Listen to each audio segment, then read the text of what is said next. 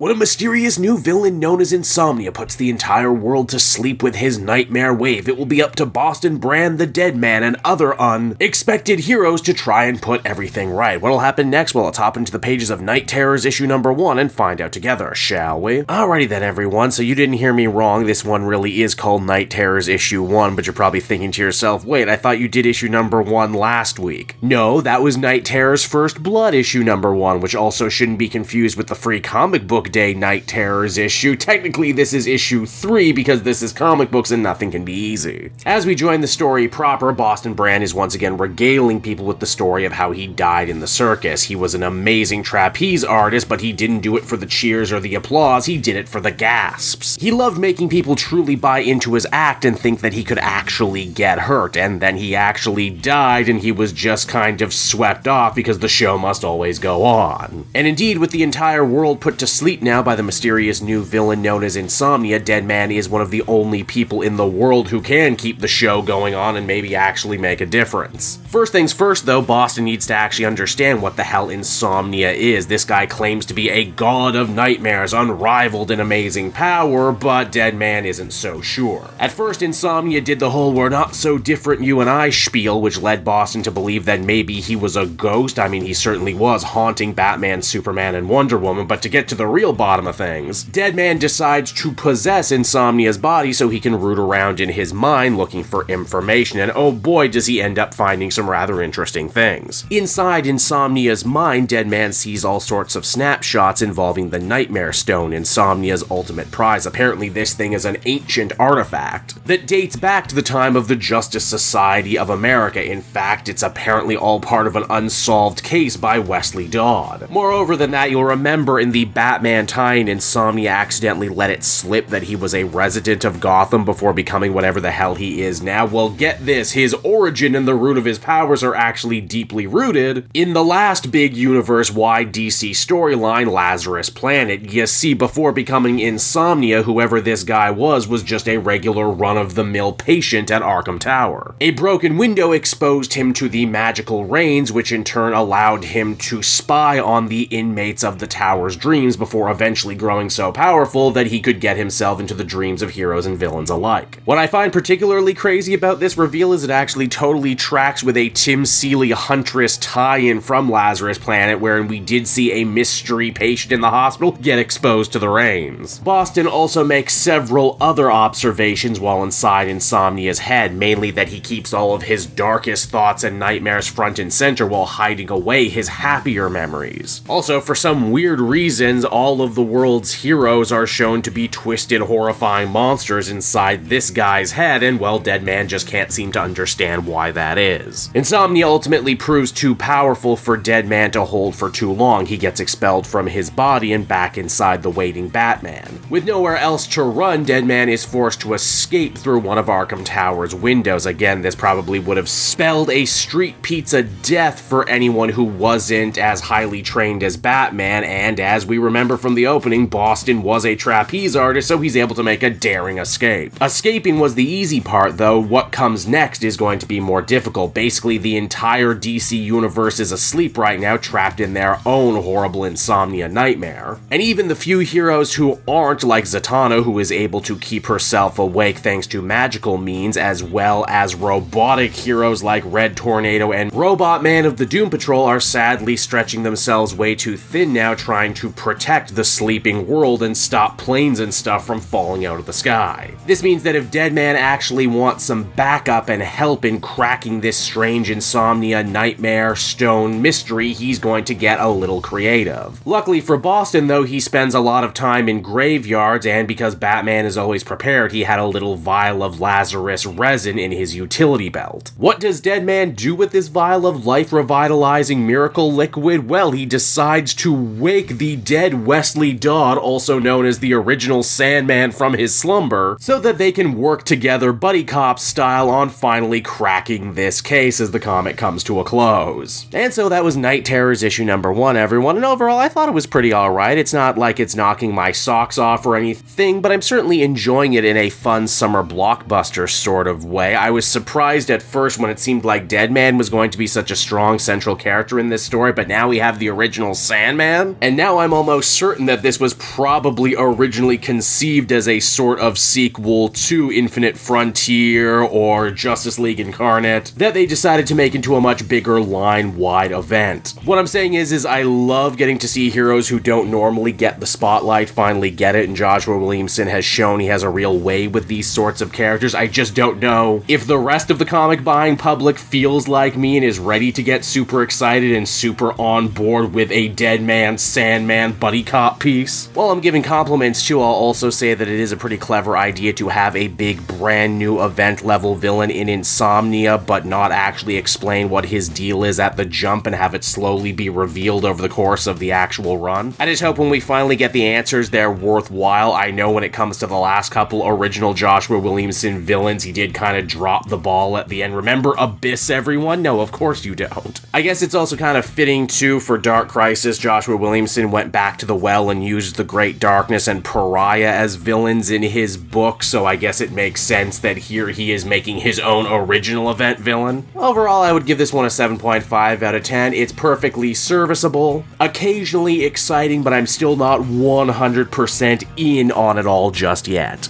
Hey there everyone, it's your pal Cape Joel again, and if you're seeing my face right now, that means you watched to the end of the video, and I'll always be grateful for that. Retention helps in this crazy YouTube game, and so does becoming a patron. If you head on down to the description, you can find a link to my Patreon page. Recently just redid all the tiers, a lot of cool stuff offering up there, exclusive commentaries, exclusive polls, behind the scenes concept art for Capes and Quest. That's the brand new D&D show I've started soon. Never been a better time to become a patron. You can become a patron for as little as $1 a month and help the channel grow and, help me continue to deliver content like what you just saw. So I want to thank you all, and I will see you again next time. Bye-bye.